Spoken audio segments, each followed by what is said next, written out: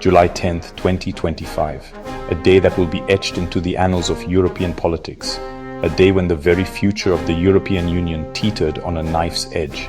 In Brussels, Ursula von der Leyen narrowly survived a vote of no confidence, by a margin so slim it exposed the deep fractures within the European Parliament. Her once unassailable authority has been battered by months of scandal, public outrage, and mounting evidence of mismanagement at the highest levels. Her allies celebrated, but their relief was tinged with anxiety. The vote's outcome was less a victory for democracy and more a testament to the power of political maneuvering. Behind closed doors, deals were struck and promises exchanged, all to preserve a fragile status quo. The political elite closed ranks, shielding von der Leyen and themselves from accountability. Leaked documents and investigative reports have revealed a pattern. Internal dissent is suppressed, whistleblowers are sidelined, and transparency is sacrificed for expediency. The spectacle in Parliament was pure theatre, an elaborate performance designed to project legitimacy. In reality, the most consequential decisions are made in private, far from the scrutiny of the public or the press. Parliamentary debate has become a ritual, not a forum for genuine accountability. Von der Leyen has repeatedly dismissed accusations of corruption and collusion as mere conspiracy theories. Her refusal to release communications with pharmaceutical executives during the pandemic, despite multiple legal challenges, has fueled suspicions of backroom deals and conflicts of interest. Her coalition, a patchwork of parties with little in common beyond their desire to retain power, has traded support for influence. This transactional politics has left ordinary Europeans feeling abandoned, as policy is shaped by the needs of the powerful rather than the public good. The gulf between rulers and ruled has never been wider. Recent surveys show trust in EU institutions at historic lows, with over 60% of citizens in several member states expressing skepticism about the Union's direction. Bureaucratic language and opaque procedures have alienated millions. Brussels technocrats operate in the shadows, demanding sacrifice for a greater good that remains undefined and unaccountable. Policy decisions, such as the controversial vaccine procurement contracts, are made with minimal oversight, and the details are often withheld from both Parliament and the public. The no-confidence vote was a test of the system's willingness to hold its leaders accountable. The result was a resounding no. The mechanisms designed to protect the people instead shielded those in power, reinforcing a culture of impunity. But the ground is shifting. Across Europe, mass protests and grassroots movements are gaining strength. In France, Germany, and the Netherlands, hundreds of thousands have taken to the streets, demanding transparency, justice, and a voice in their own governance. From Dutch farmers blockading highways to Italians marching in Rome, frustration is boiling over. These are not isolated incidents. They are the symptoms of a deeper crisis of legitimacy. Von der Leyen may have survived the vote, but she has lost the trust of the people. Polls show her approval ratings plummeting, and her authority is openly challenged by both political opponents and former allies. The European project now faces its gravest test since its founding. The cracks in the Union's foundation are widening, and the very idea of a united Europe is under threat from within. This is not the end, but the beginning of a reckoning. The people of Europe are demanding real change, and the old order can no longer ignore their voices. The future of the continent hangs in the balance.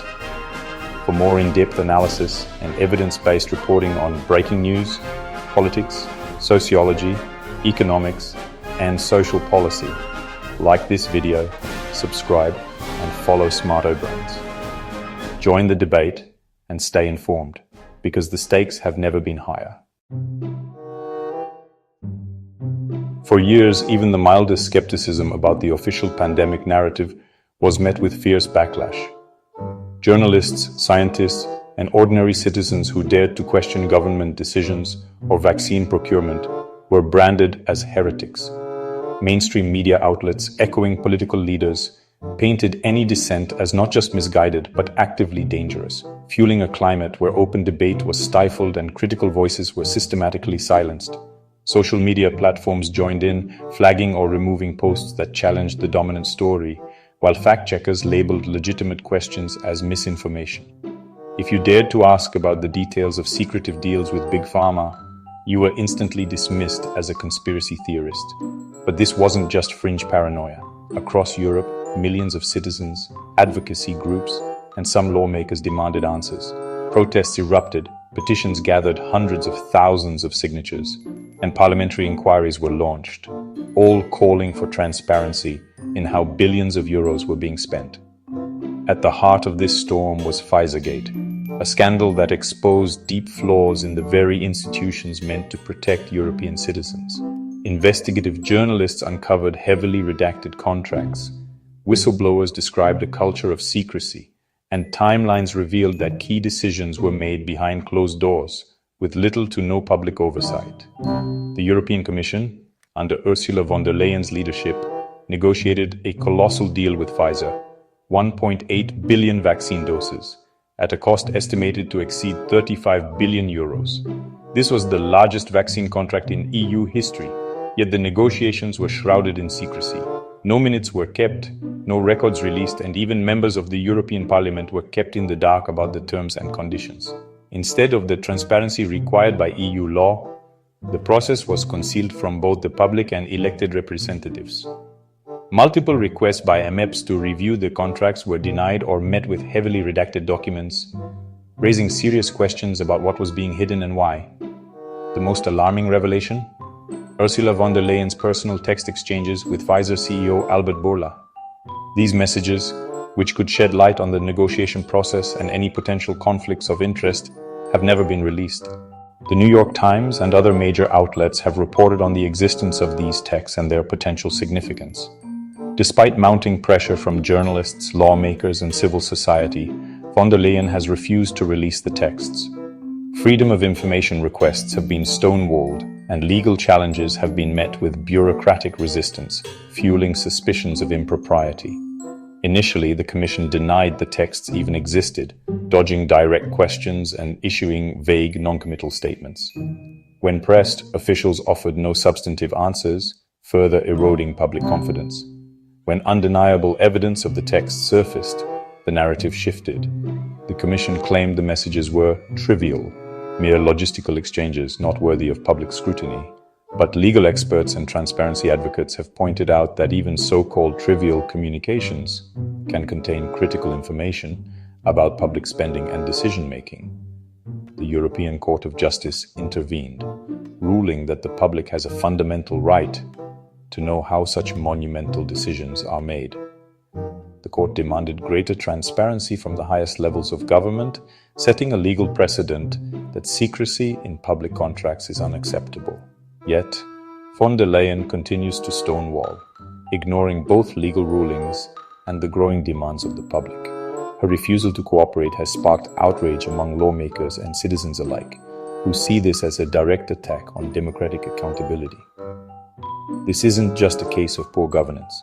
It's a textbook example of corruption at the highest level. Watchdog organizations like Transparency International have warned that such secrecy undermines the very foundations of democracy, eroding faith in public institutions and fueling populist backlash. Pfizergate is not a wild theory, it's a documented reality supported by leaked contracts, court rulings, and a growing body of investigative journalism. The evidence is overwhelming, and the calls for accountability are only getting louder.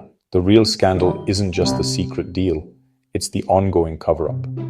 Europe stands at a crossroads: continue down the path of secrecy and erosion of trust, or demand the transparency and accountability that democracy requires. The choice can no longer be ignored.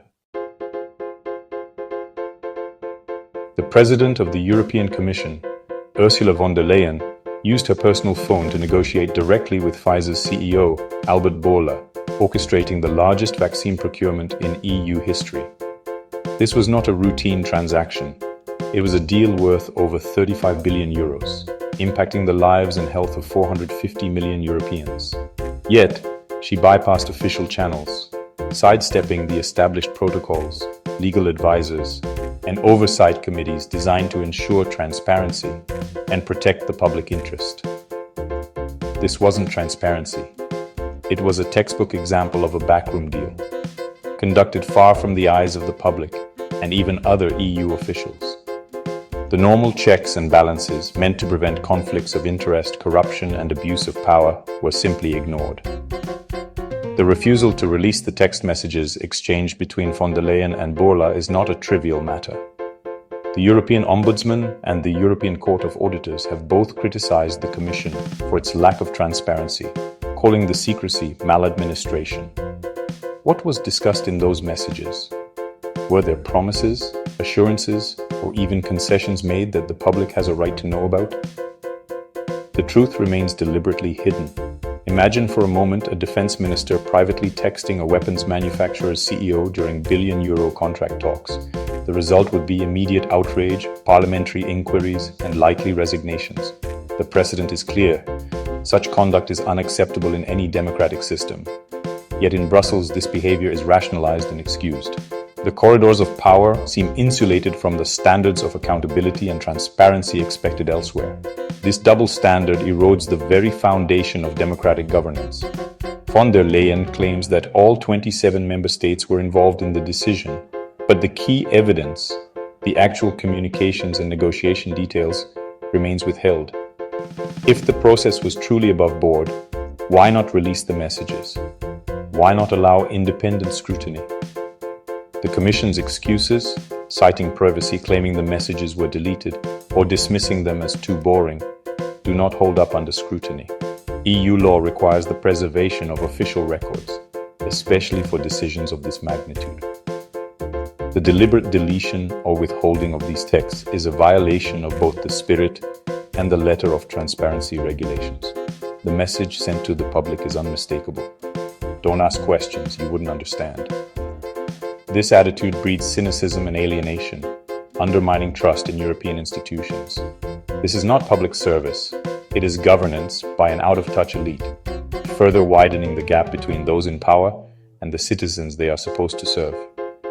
The lack of transparency feeds suspicions of self-interest and corruption. Secrecy is not a flaw in the system, it is a feature, a shield for those in power. But it is the antithesis of trust. Without openness, democracy withers.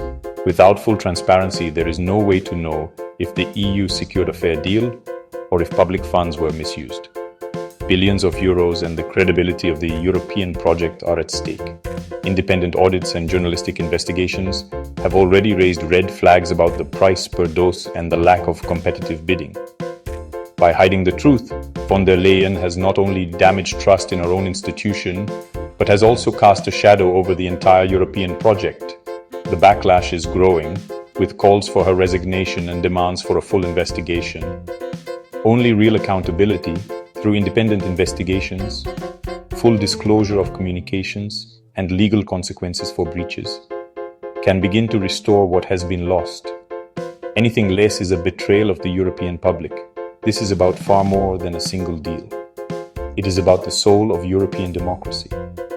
The right of the people to know how decisions are made in their name, and the demand for leaders who respect that right. The people deserve answers, and leaders who are not afraid of the truth. Gheorghe Piperea, a Romanian MEP and prominent legal expert, has become a leading voice against corruption and lack of transparency within the European Parliament. Drawing on his background as a constitutional lawyer, Piperea has exposed questionable dealings and backroom agreements that undermine democratic processes.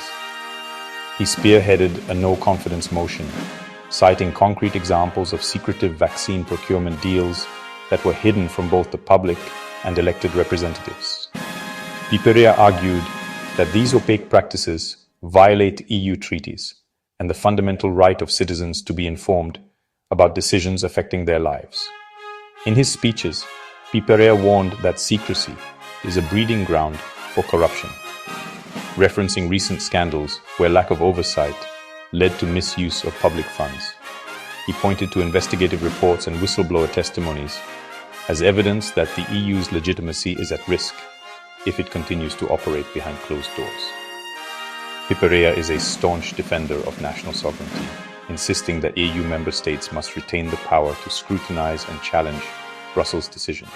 He has called for reforms to restore a balance between European cooperation and the rights of individual nations. warning that a centralized bureaucratic empire would erode the very foundations of democracy. His message resonates with citizens across Europe. The people will not be silenced. Piperea's pursuit of truth and accountability has inspired protests, petitions, and a growing movement demanding real transparency and respect for democratic values. Pfizergate is not an isolated scandal. It's a symptom of a much broader erosion of our fundamental freedoms across Europe. Under the guise of public health, Western governments enacted unprecedented restrictions, often bypassing democratic debate and oversight. Lockdowns devastated small businesses. Over 30% in some countries never reopened. Playgrounds and public spaces were sealed off, leaving children isolated and communities fractured. Mental health crises soared, with studies showing a 25% increase in anxiety and depression across Europe. What were promised as temporary emergency measures have quietly become permanent fixtures. Many restrictions remain, long after the immediate threat has passed.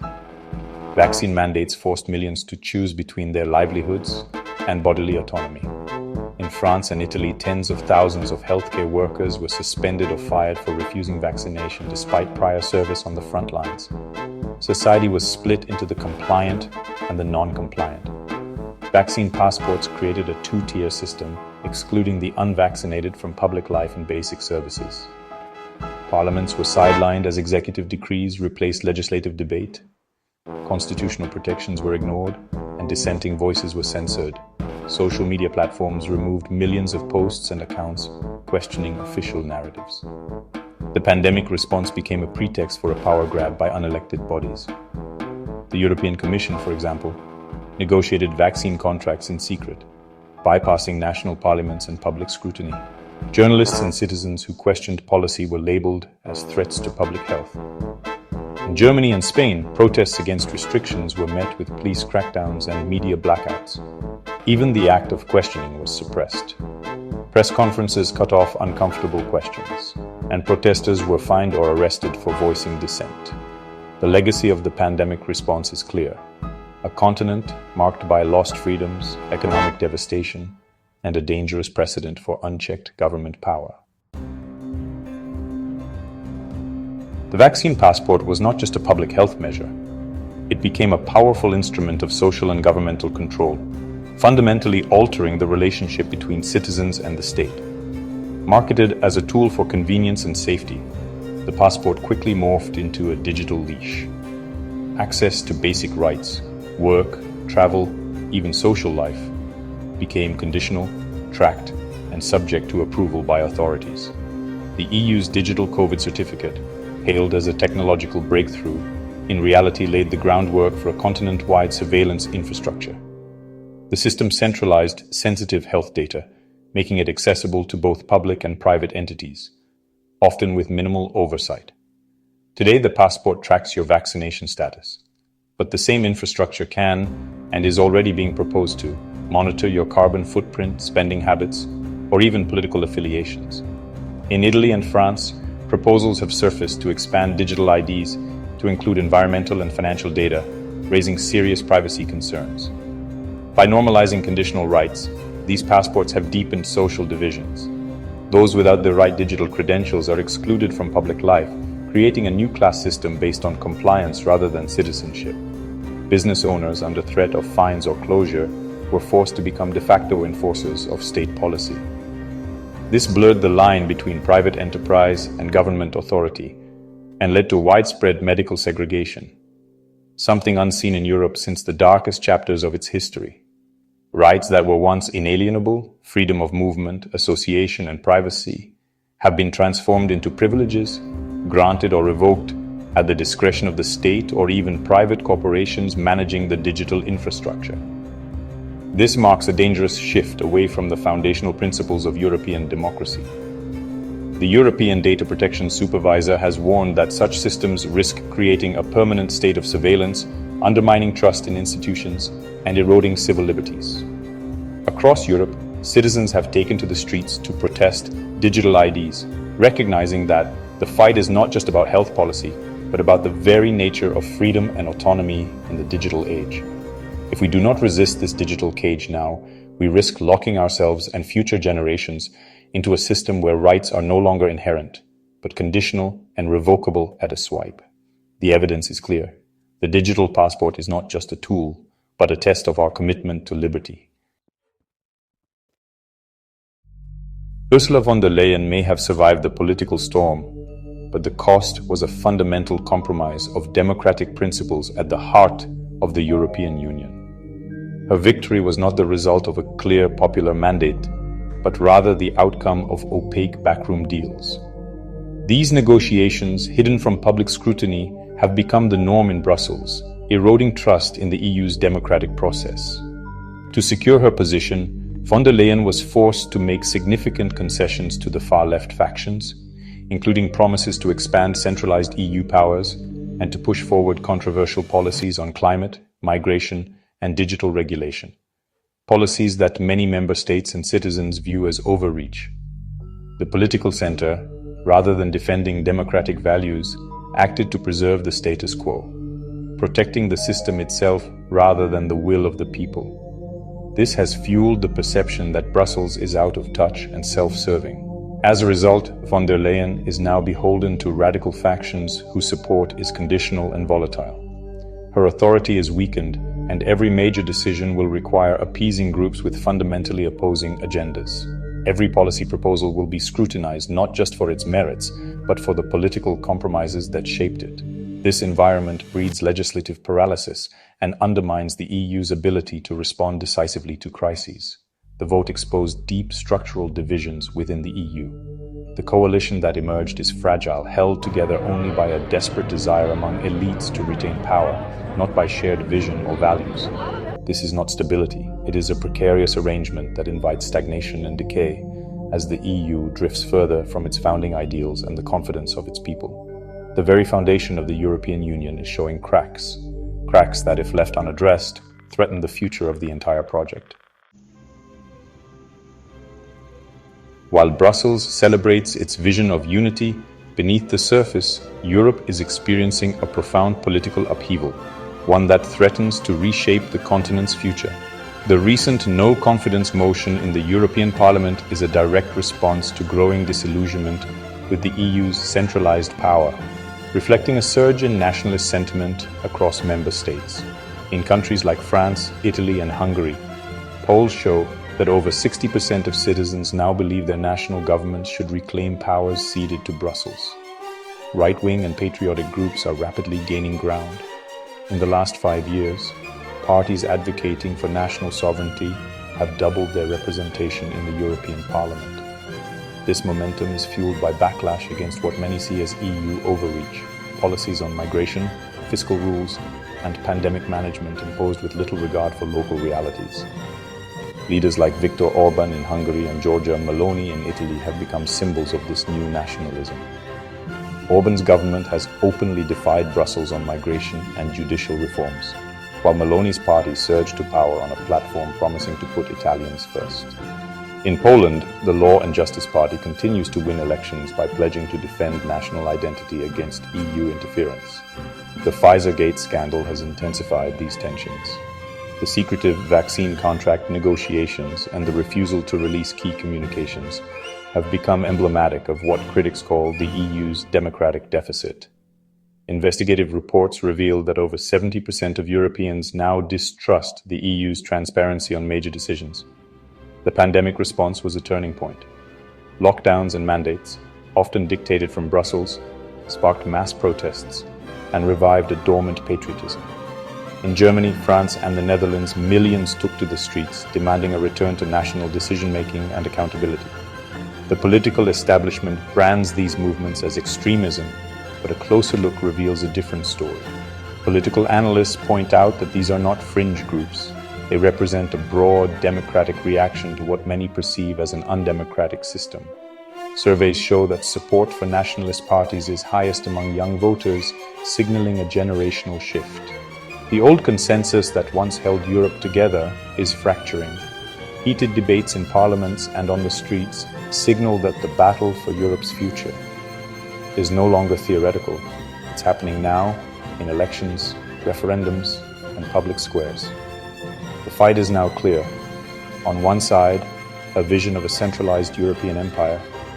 On the other, a Europe of sovereign nations. The outcome will determine not just the fate of the EU, but the very identity of Europe itself.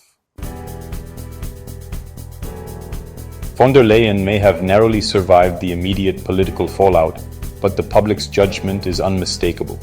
Her leadership has come to symbolize the EU's deep crisis of legitimacy.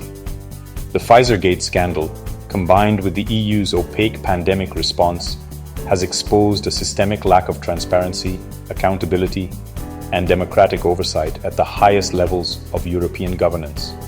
Investigative reports have revealed secretive negotiations, missing text messages, and a pattern of stonewalling public inquiries. Across Europe, citizens and watchdog groups are demanding answers.